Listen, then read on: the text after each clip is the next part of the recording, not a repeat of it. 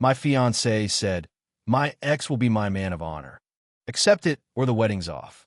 I replied, "I accept." Then I hired a PI to document their wedding planning sessions. The rehearsal dinner slideshow I prepared made every guest gasp. Original post. I, 31 male, proposed to my fiancée after 4 years together. We've been planning our wedding for 8 months when she dropped the bombshell that completely rewired my brain.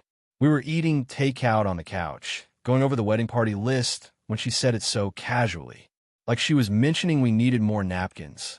So I've decided, my ex is going to be my man of honor. I stopped mid-bite. You're what now? Man of honor. Instead of a maid of honor. It's becoming really common. Your ex-boyfriend, the guy you dated for 3 years before me. We're friends now. Best friends. Actually, he knows me better than anyone. I set down my food because suddenly I wasn't hungry anymore. Better than me? Your fiancé. She rolled her eyes. The eye roll that I'd seen 100 times whenever I questioned anything she wanted. You know what I mean? He gets the girl stuff. The dress shopping, the bachelorette planning. You wouldn't want to do that anyway. When did you two become best friends? Because last I checked, you talked to him maybe once a month. We've gotten closer lately. He's been really supportive about the wedding. Something cold settled in my stomach.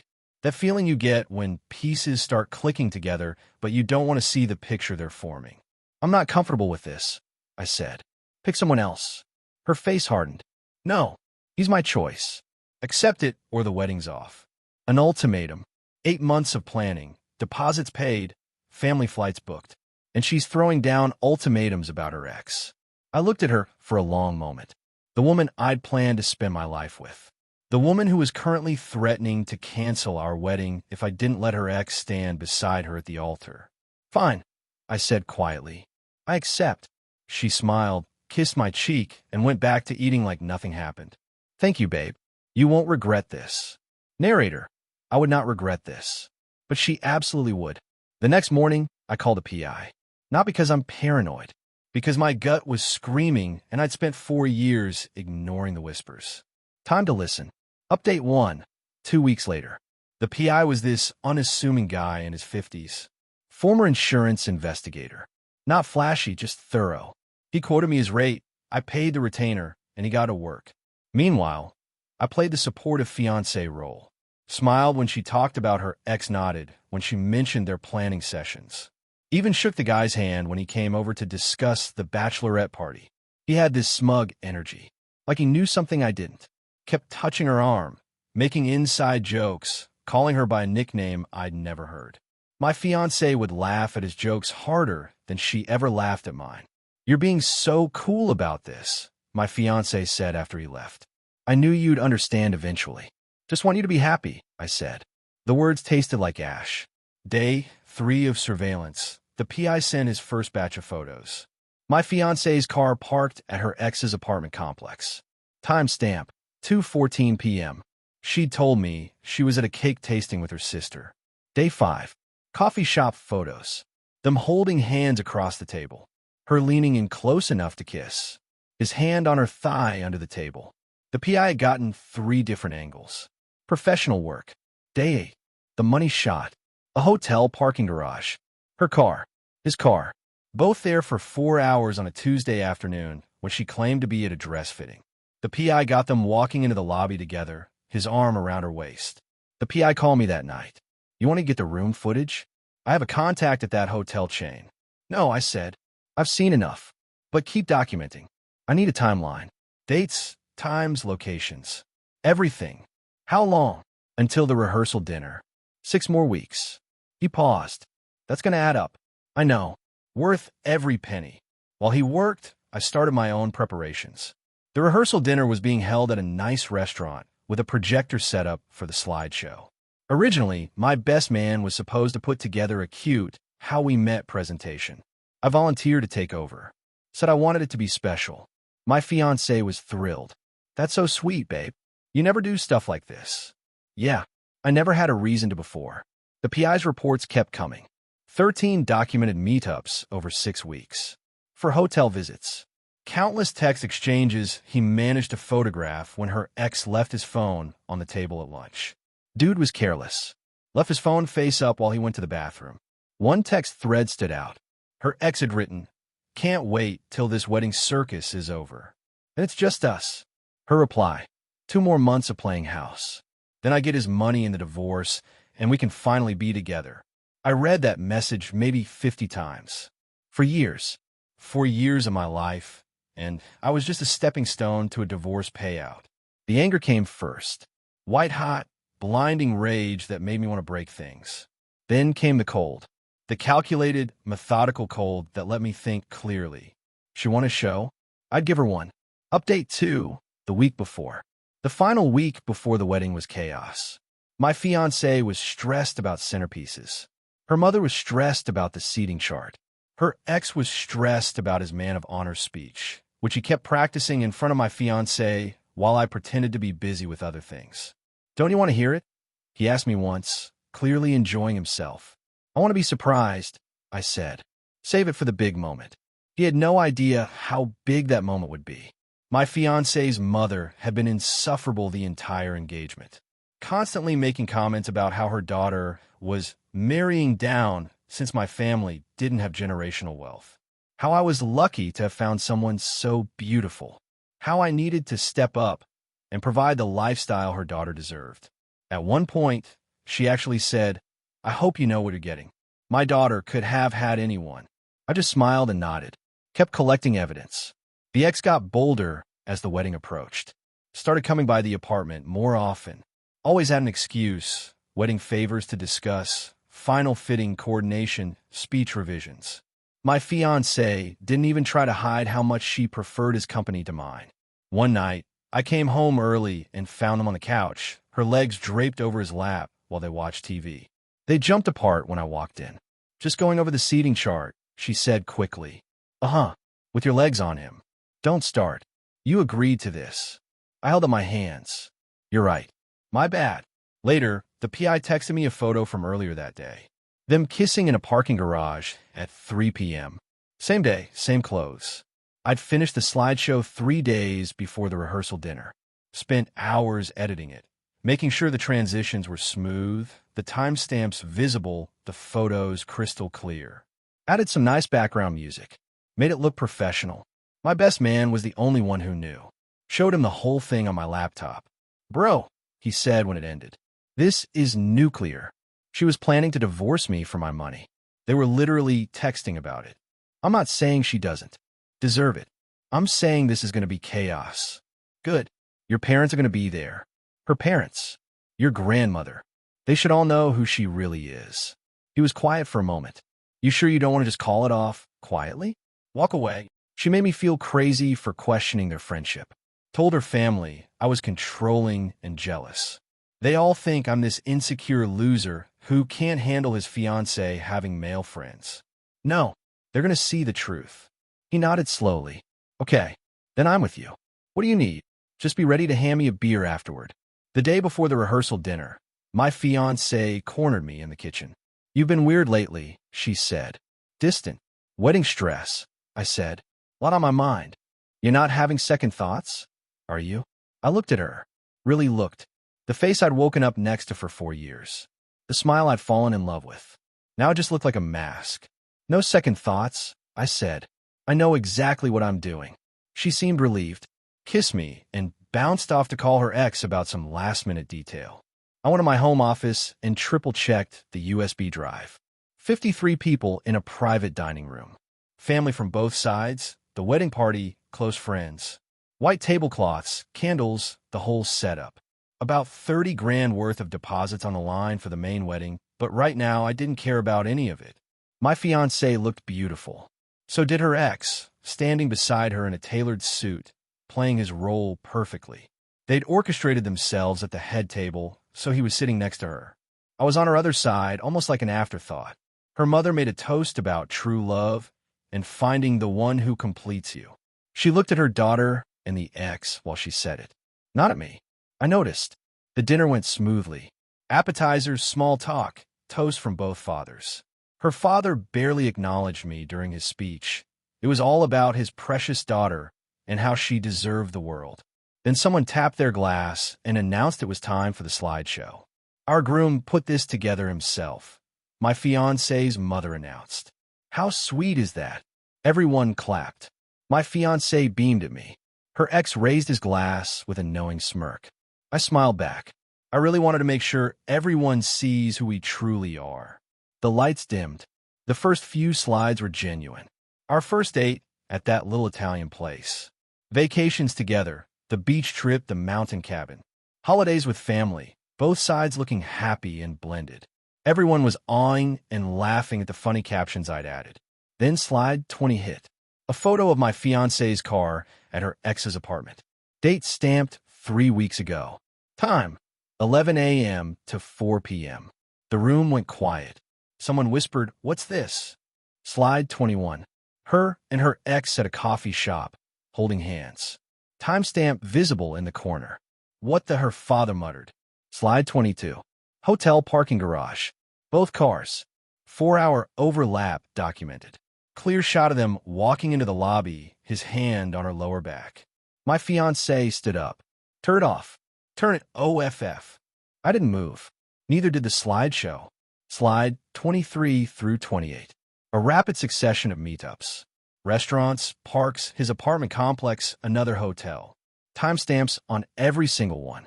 Captions underneath each photo. Cake tasting with sister. Dress fitting. Yoga class.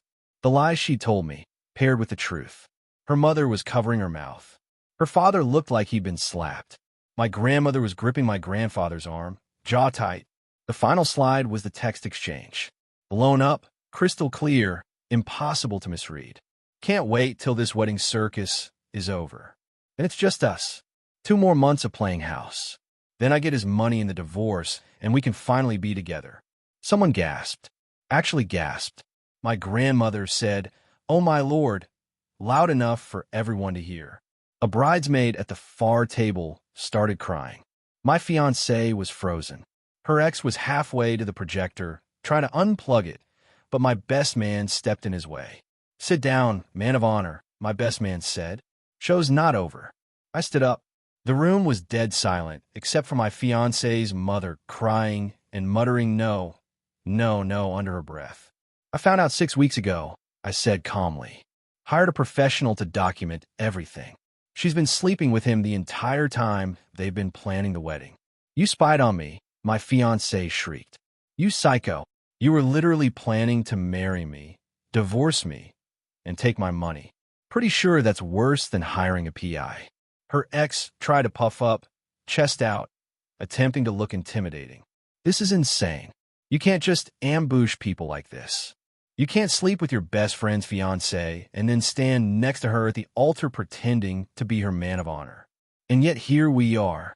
My fiancé turned to her parents. "Mom, Dad, this is taken out of context." "What context?" her father said quietly. The disappointment in his voice was heavier than any anger. "What context makes I get his money in the divorce acceptable?" She had no answer. Just stood there, mouth opening and closing like a fish. Her mother recovered faster. "This is clearly fabricated. He's jealous and insecure." "Ma'am," I interrupted, "the PI is licensed. The photos have metadata. The hotel records can be subpoenaed. Want me to pull up the credit card statements showing her purchases there?" That shut her up. I pulled a ring box from my pocket, set it on the table. "Wedding's off. Obviously. I'll be contacting a lawyer about the deposits. Your name's on some of them, so that's your problem now." "You can't do this," she whispered. 4 years. 4 years of my life I'll never get back. But at least I found out before you got half of everything." Her mother stood up, face red with fury. "How dare you humiliate her like this? Whatever problems you had, you handle them privately, not in front of—" "Ma'am," my father interrupted, standing up from his seat. "Your daughter was planning to defraud my son. Sit down." That shut her up. My dad almost never raises his voice. When he does, people listen. The ex was already edging toward the door. My best man blocked him casually, arms folded. "Where you going, buddy? Party's just getting started. I don't have to stay here and be insulted. You slept with a woman who was engaged. You helped her plan a divorce heist. You let me shake your hand, come into my apartment, sit at my table. You deserve way worse than insults." I gather my jacket. "I'm leaving now. Anyone who wants to join me for drinks is welcome. Anyone who wants to stay and console her, that tells me everything I need to know about our relationship going forward. I walked out. My parents followed immediately. My best man and his girlfriend. My 2 groomsmen. My grandmother, who patted my arm as she passed and said, "Good boy. Proud of you." My aunt and uncle, shaking their heads in disbelief. About half the room left with me. The other half stayed behind, frozen in shock or trying to comfort the people who deserved no comfort. We went to a bar down the street. Someone ordered a round of whiskey. We didn't toast, just drank in silence for a while. "That was brutal," one of my groomsmen said finally. Yeah, I agreed. It was. My mom reached over and squeezed my hand. Better now than after. She was right, but that didn't make it hurt less. Update 3, 3 weeks later. The fallout was exactly what you'd expect from a public humiliation of that scale. First came the attempts at damage control. My ex-fiancée's sister called me 3 days after the rehearsal dinner. She wants to talk. Explain things. You owe her that much. I owe her nothing, and there's nothing to explain. I have timestamps and text receipts. She says you manipulated those photos, that the PI fabricated everything because you paid him to. Then she can explain the hotel visits to her parents. Show them her credit card statements. See how that goes. You're being cruel. She made a mistake. Planning a divorce heist for months isn't a mistake. It's a business plan. Lose my number. Click. Then her mother tried. Left 3 voicemails over 2 days, each one more unhinged than the last. The first was tearful begging. The second was threats about legal action for public humiliation. The third was just screaming about how I ruined her daughter's life and destroyed the family's reputation. I saved all 3. Might need them later. Then the ex reached out. Direct message on social media. You ruined her life over what? Some pictures? We were just friends who got carried away a few times. You massively overreacted and now she's devastated. I hope you're happy. I screenshot that and sent it to my lawyer. Dude just admitted to it in writing. Might be useful later. Speaking of lawyers, the financial fallout was messy. We'd put deposits down totaling around $28,000. Some are fundable, most not. Her name was on about $11,000 worth. My name was on $17,000. The venue wouldn't refund anything. The caterer offered 40% back. The photographer was understanding and returned 75%. My lawyer sent her a letter requesting she cover her portion of the non-refundable deposits. Her lawyer responded that I caused the cancellation through public harassment and therefore should bear all costs. They also threatened a defamation lawsuit. We went back and forth for 2 weeks. Eventually settled on her paying $6,000 of her $11,000 share after my lawyer pointed out that a defamation suit would require her to prove the slideshow was false, which would mean discovery depositions and her ex having to testify under oath about their relationship. Funny how quickly they backed down after that. The apartment was easier. Lease was in my name.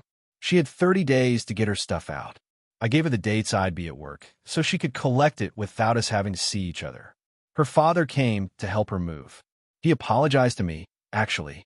Said he was ashamed of what his daughter had done. She wasn't raised to be like this, he said, loading boxes into his truck. I know, I said. I'm sorry too. He shook my hand before he left. That was decent of him. But entitlement runs deep, apparently. 2 weeks after the dinner, she showed up at my door. Unannounced. No warning. Just pounding on the door at 9 p.m. on a Tuesday. I spoke through the door. Didn't open it. You need to leave. Please just let me explain. It wasn't what it looked like. You literally texted about getting my money in the divorce. What's the alternate explanation for that? I was venting. He understood me. You were always working, always busy. I felt alone, and he was there. It just happened. So your solution was to sleep with your ex and plan to rob me, while I was working to pay for our wedding and our future. I wasn't going to actually do it. We were just talking, fantasizing. It was never real. Goodbye. You destroyed my reputation. My family won't even talk to me. My friends all think I'm a monster. Half my bridesmaids blocked me. I opened the door just enough to see her face. Makeup smeared, eyes swollen, hair messy. Part of me felt something. A ghost of a love I used to have. Then I remembered those texts. The smug way her ex looked at me. The lies, over and over again. You did this to yourself. Every single choice was yours. I just showed people the truth. You could have confronted me privately. We could have worked through it. Worked through you planning a divorce heist? Worked through you sleeping with your ex while I trusted you? No, I don't think so. I made a mistake. You made 13 documented mistakes over 6 weeks. For hotel visits. That's not a mistake. That's a lifestyle. She stood there, shaking. I love you. I still love you. I don't believe you. And I don't care. Goodbye. Close the door. Heard her crying outside for about 30 minutes before her sister finally came and took her away. Sent me a text afterward calling me heartless and saying I'd regret this when I'm old and alone. I blocked her number 2. It's been about 6 weeks now. The dust has mostly settled. My ex-fiancée moved back in with her parents. According to mutual friends who still talk to me, she's been telling anyone who'll listen that I snapped and sabotaged the wedding over insane jealousy. That I can't handle her having male friends. Same narrative she was spinning before, just louder. The problem is too many people saw that slideshow. 50 witnesses watched those texts appear on screen. Her narrative doesn't hold when everyone at the dinner has the same story. She's been dropped by most of our mutual friend group. The ones who stayed with her are the ones I'm glad to be rid of anyway. Her ex tried to spin it too, positioned himself as the victim of my obsession. Posted something vague about toxic masculinity and possessive men who can't let women have their own lives. That backfired spectacularly when his own friends found out he'd been sleeping with an engaged woman while pretending to be her loyal man of honor. His girlfriend, turns out he had one the whole time too, dumped him publicly after someone sent her screenshots. She commented on his post, "Maybe stop sleeping with other men's fiancés before you lecture anyone about toxic behavior." Got 300 likes. My family's been great. Mom calls every few days to check in. Dad took me to a game last weekend, didn't talk about it much, just handed me a beer and let me zone out. My grandmother sent me a card that said, "Better to know before than after. Proud of you for standing up. Love always." I'm back in the apartment alone now. Changed some things around. New couch. Repainted the bedroom. Got rid of everything that reminded me of her, which was most of the decorations. It's weird. Quiet in a way it wasn't before. Sometimes I catch myself expecting to hear her voice, then remember. Am I happy? Not really. Not yet. For years is a long time. You don't just shake that off in a few weeks. But am I relieved? Absolutely.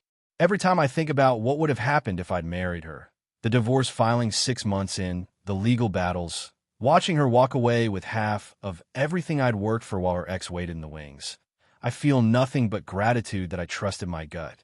The deposits I lost hurt. About $8,000 total after all the refunds and negotiations. The emotional wreckage hurts more. But it's the cost of learning who she really was before it cost me everything. Last week, I got one final message. Unknown number, but clearly from her. I hope you're proud of yourself. You ruined 2 lives because you couldn't handle not being the center of attention. You'll die alone and bitter, and you'll deserve it. I didn't respond. Just screenshot it for the file and blocked the number. Slept fine that night. Actually, I've been sleeping better lately than I did for the last 6 months of our relationship. Funny how that works. Some people have asked me if I regret doing it publicly. If I should have just walked away quietly, preserved everyone's dignity. But here's the thing. She didn't preserve my dignity when she was texting her ex about my money. She didn't preserve my dignity when she made me feel insane for questioning their friendship. She told her family I was controlling. She painted me as the villain before I even knew there was a story. For months, I was the crazy, jealous boyfriend while she was planning her exit strategy. All I did was tell the truth. I just happened to tell it with a projector and timestamps. Would I do it again? Without hesitation. Some betrayals deserve to be answered. Some people need to face what they've done in front of everyone they've lied to. And some rehearsal dinners just need a really good slideshow. I'm starting to move forward now. Not dating yet. Not ready for that. But working out, reconnecting with friends I'd neglected, picking up hobbies I dropped, living my life without checking my phone constantly, without walking on eggshells, without second-guessing myself. It's a start.